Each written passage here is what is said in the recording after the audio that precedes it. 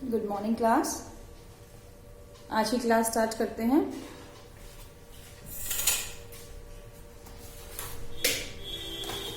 आपने last class attend करी हो तो हमने उसमें सीखा था कि किस तरह केंद्रीय धातु परमाणु की ऑक्सीकरण अवस्था आप फाइंड आउट कर सकते हैं। अब इसके बाद नेक्स्ट टॉपिक है हमारा समरूप व असमरूप संकुल। देखिए, समरूप यानी कि होमोलिप्टिक संकुल वो होते हैं जहां पर केंद्रीय धातु परमाणु के साथ एक ही प्रकार के लिगेंड्स अटैच्ड हो। ठीक है, जिस केस में जिस उपसह संयोजन यौगिक में केंद्रीय धातु के चारों तरफ लिगेंड जो होते हैं एक से ज्यादा होते हैं ऑब्वियसली, लेकिन अगर वो सब समान हो, सब एक ही तरह के लिगेंड हो, तब हमारा संकुल कहलाता है समरूप। और यदि वो भिन्न भिन्न हो तब हमारा संकुल कहलाता है असमरूप या फिर हेट्रोलिप्टिक। ठीक है, अब होमोलिप्टिक यानी कि समरूप का उदाहरण देखिए। जैसे मैं एक केस देती हूं आपको, K4FeCN6, ये वाला केस हम पहले भी डिस्कस कर चुके हैं। अब इसमें Fe केंद्रीय धातु परमाणु के चारों तरफ जो लिगेंड है वो है साइनो, एक ही प्रकार का लिगेंड है, तो ये हो गया हमारा समरूप कॉम्प्लेक्स या समरूप संकुल। अब एक अगर हम हेट्रोलिप्टिक का केस लेके चले तो लेट अस से क्रोमियम, क्लोरो, H2O होल 5 और इस पूरे संकुल के ऊपर 2+, यहां पर ये धनावेशित आ जाएगा। अब ये हो गया हमारा हेट्रोलिप्टिक। ठीक है, क्योंकि इसके अंदर क्लोरो और एक्वा दो तरह के लिगेंड जुड़े हुए हैं, 5 उदासीन लिगेंड H2O एंड एक ऋणात्मक लिगेंड क्लोरो। ठीक है, समझ में आ गया, बहुत सिंपल सा टॉपिक था। नेक्स्ट है एक केंद्रक तथा बहुकेंद्रक संकुल। एक केंद्रक तथा बहुकेंद्रक में यह संकुल होते हैं हमारे। एक केंद्रक मतलब यदि हमारे पास केंद्रीय धाता परमाणु एक हो, केवल एक ही केंद्रीय धाता परमाणु होगा तो हमारा संकुल कहलाएगा एक केंद्रक। और जिसमें केंद्रीय धाता परमाणु हमारे एक से अधिक हो जाएंगे वो हो जाएंगे हमारे बहुकेंद्रक। ठीक है, बहु मीन्स मोर देन वन, एक से ज्यादा। तो एक केंद्रक में आपका स्क्वायर ब्रैकेट एक सिंगल बन रहा होगा। जैसे एग्जाम्पल देखते हैं, चलो इसका भी सेम आप यही वाला केस डिस्कस कर सकते हो। ये एक केंद्रक हमारे पास संकुल है, ये भी एक केंद्रक संकुल है क्योंकि इसमें क्रोमियम एक ही धाता परमाणु है, एक ही धातु परमाणु है जो कि केंद्रक बना हुआ है। अब बहुकेंद्रक का केस लेके चले अगर, तो बहुकेंद्रक में हमारे पास आ जाएगा platinum, chlorine, NH3 whole 4, then again platinum और Cl4। ठीक है, ये हमारा बहुकेंद्रक हो गया क्योंकि इसके अंदर दो प्लैटिनम के परमाणु अलग अलग केंद्र बने हुए हैं। इन लिगेंड के लिए केंद्रीय धातु बनी हुई है ये वाला प्लैटिनम आयन, और इन लिगेंड के लिए ये वाला प्लैटिनम आयन। तो ये हो गया हमारा बहुकेंद्रक। ठीक है, एक केंद्रक, वंस अगेन मैं रिपीट करती हूँ, एक केंद्रक मतलब जहां पर एक केंद्रीय धातु परमाणु हो, और बहुकेंद्रक जहां पर एक से अधिक धातु परमाणु उपस्थित हो। नेक्स्ट आता है आपका उपसह संयोजन बहुफलक।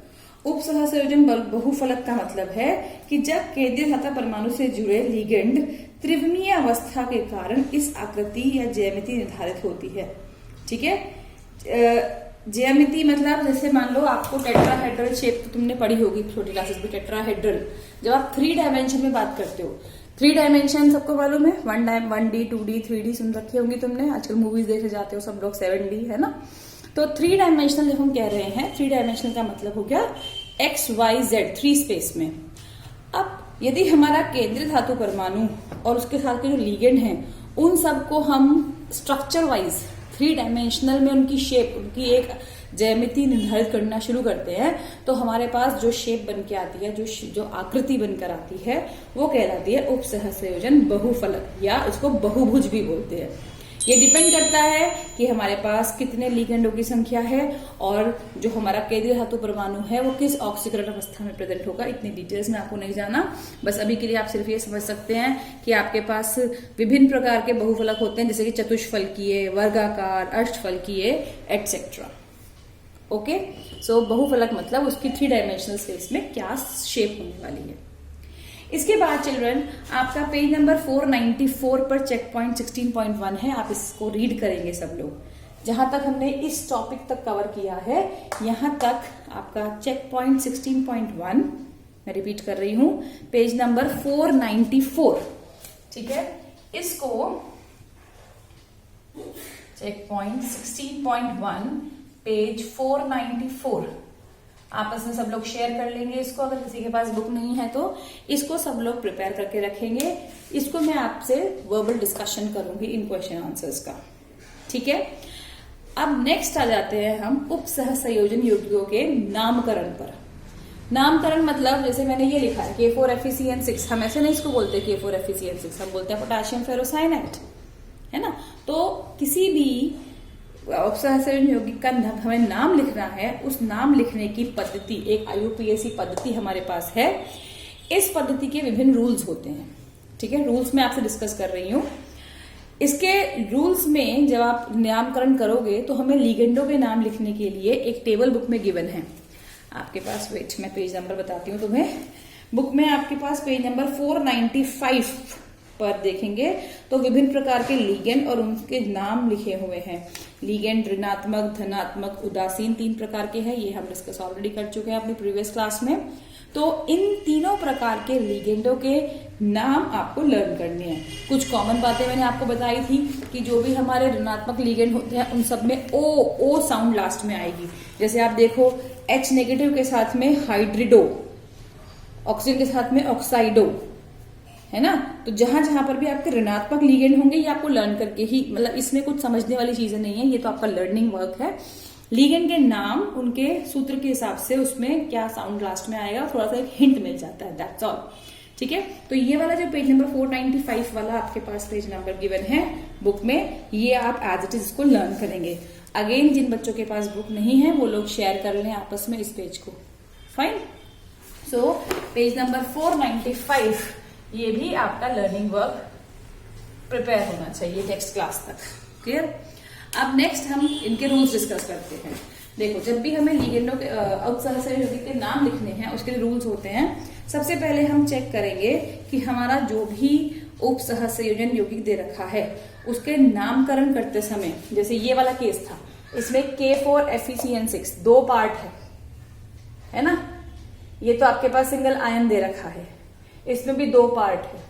तो जब भी आपको नाम लिखना है, पहला रूल ये होता है, फर्स्ट रूल ये होता है कि आप ऑलवेज धनात्मक भाग का नाम पहले देते हैं और ऋणात्मक भाग का नाम पीछे लिखते हैं, ठीक है। जैसे यहाँ पर हमारा धनात्मक होगा और आगे धनात्मक लिखा रहता है, तो पोटेशियम हमारा धनात्मक है और ये आयरन वाला कॉम्प्लेक्स जो है वो ऋणात्मक हो गया। तो हम नाम लिखते समय पहले इसका नाम लिखेंगे, फिर इसका नाम लिखेंगे, टेट्रा पोटेशियम, ठीक है। कैसे कैसे लिखेंगे वो आपको over a period of time पता चल जाएगा, मैं आपको सिर्फ रूल्स डिस्कस कर रही हूँ, फाइन।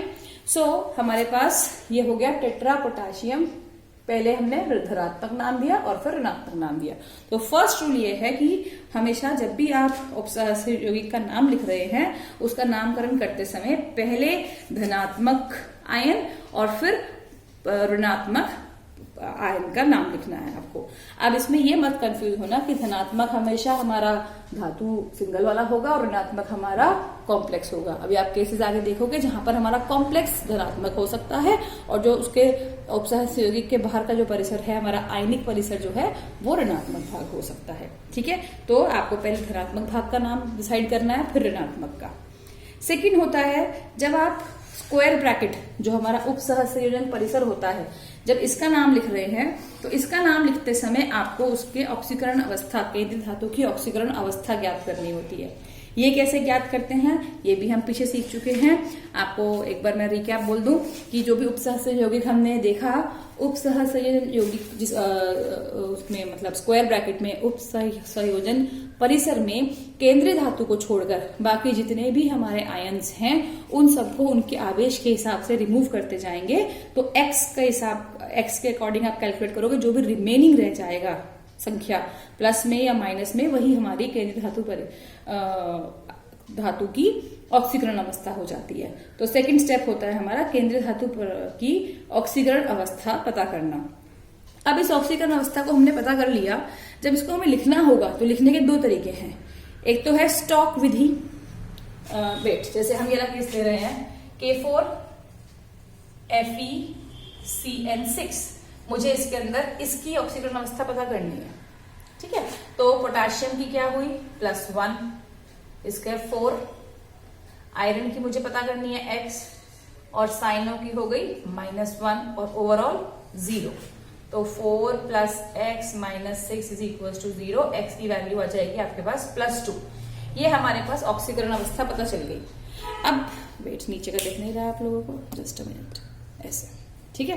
तो हमारे पास x की वैल्यू आ गई +2। अब ऑक्सीकरण अवस्था को जब हमें दर्शाना है आयरन के नाम के साथ, तो उसको हम ऐसे लिख सकते हैं टेट्रा पोटेशियम हेक्सासाइनो। अभी tetra potassium is 4 bar, potassium धनात्मक।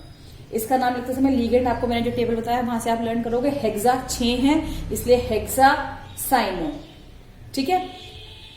और ये हो गया हमारा फेरेट, क्योंकि ये ऋणात्मक भाग है, ऋणात्मक भाग में आप जब भी लिखते हो तो 8 अटैच होता है, ATE, तो ये हो गया 8, ठीक है। सो tetra potassium hexacyano ferret.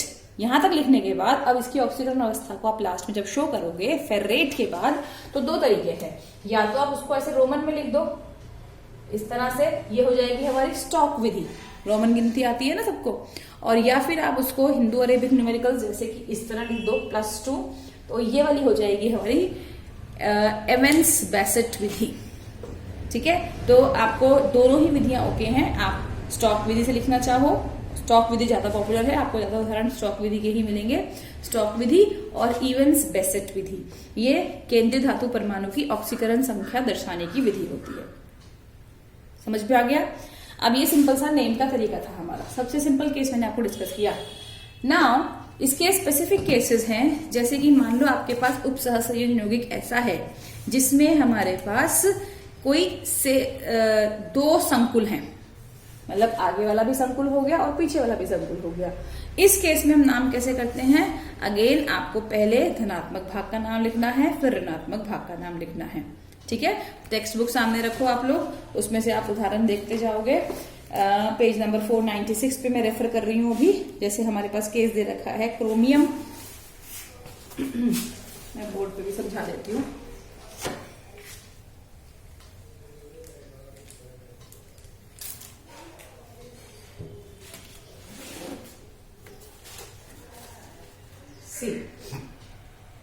Suppose you have chromium NH3(6) and cobalt CN(6). अब इसमें ये धनात्मक है, ये ऋणात्मक है, तो इसका नाम हम कैसे लिखेंगे? पहले धनात्मक का नाम लिखते हैं हेक्सा अमीन, अमीन हमारा उदासीन लिगेंड हो गया, ठीक है। और क्रोमियम, फिर हेक्सासाइनो कोबाल्टेट, क्योंकि ये ऋणात्मक भाग है तो कोबाल्टेट, ओके। एंड दोनों की जो ऑक्सीकरण अवस्था है वो हम रोमन में लिखेंगे 3 and 3, hexa amine chromium 3 hexacyano cobaltate 3, पूरा नाम हो गया।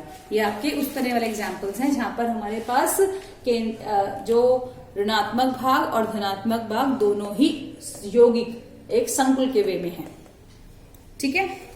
नेक्स्ट आपके पास केस पढ़ना है सेतु बंधन युक्त।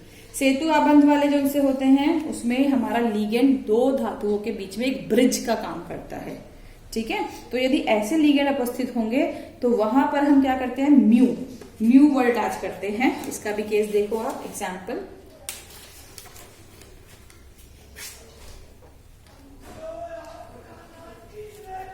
देखिए सपोज हमारे पास है ये वाला केस, अगेन एग्जाम्पल आप लोग बुक में भी दे रखे हैं और वहां से भी पढ़ सकते हो, ठीक है। मैं आपको एक एक केस डिस्कस कर रही हूँ। NH3(4) कोबाल्ट, एंड ये हमारा NH2, फिर NH2, then again cobalt and NH3(4). This and यहाँ पर 4 पॉजिटिव, ये हमारा धनात्मक है। पेज नंबर के बारे में डिस्कशन हो चुका है, ये अपने पास नोट कर लिया होगा आपने, 4 पॉजिटिव। ओके, नाउ इस केस में देखो जो हमारा लीगेंड है ये 2 धातुओं को आबंधित कर रहा है, ठीक है। ऐसे इनको के बीच में ये ब्रिज है, तो इस केस में हम क्या करते हैं? म्यू का संकेत लगा देते हैं और वहां पर हम बता देंगे कि सिंगल है, डबल है, जो भी है। अब यहां पर मैंने इसका नाम क्या होगा, आपके बुक में यहाँ पर NO2 दिया हुआ है, तो NO2 का मतलब है कि वहां पर 2 ब्रिजिंग लिगेंड है।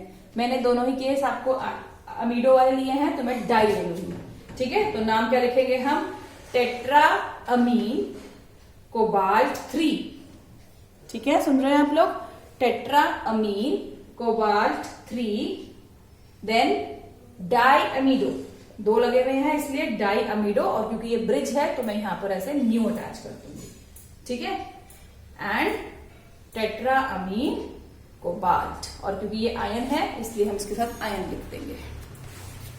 अंडरस्टूड। उसके बाद नेक्स्ट केस है आपका उभयतंतुक लिगेंड। उभयतंतुक लिगेंड की परिभाषा याद होगी। उभयतंतुक लिगेंड में हमारे पास उभयतंतुक लिगेंड कौन से होते थे, जो लिगेंड के पास दाता परमाणु एक से अधिक उपस्थित हो। अब कौन से वाला दाता परमाणु अटैच्ड है उसको शो करने के लिए हम, अगर एक और इसका भी तरीका होता है, इसका प्रोसेस होता है, उसके लिए हम क्या करते हैं, सपोज मान लो मैंने केस लिया है Na3 कोबाल्ट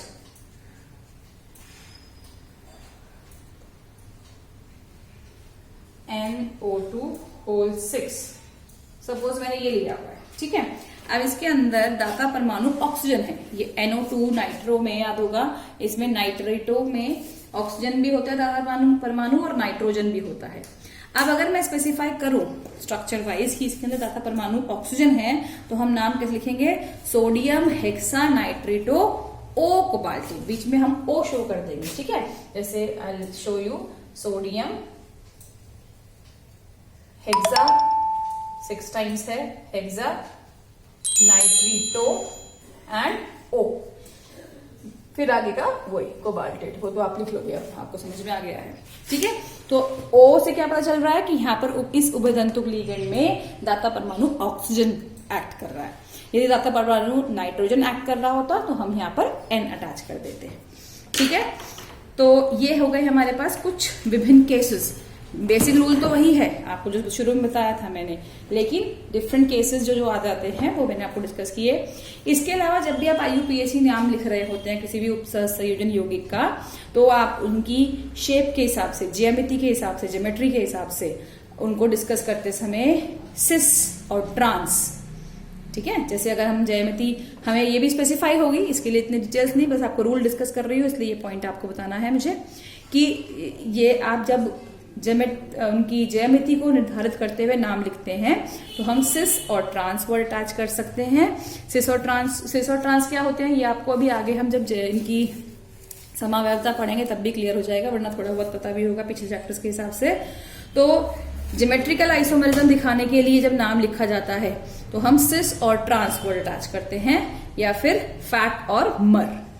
ठीक है, उसके बाद जब आपके पास प्रकाशीय समावयवी दिखाना है, दर्शाना है, ऑप्टिकल आइसोमेरिज्म वाले जो नाम दिखाने होते हैं, तो डेक्स्ट्रो और लेवो, ये सब कुछ टर्म्स हैं जो आपको प्रीफिक्स की तरह से नाम के सामने शुरू में अटैच कर देनी होती है। ठीक है, सिस, ट्रांस, फैट, मर्स और डेक्स्ट्रो लेवो।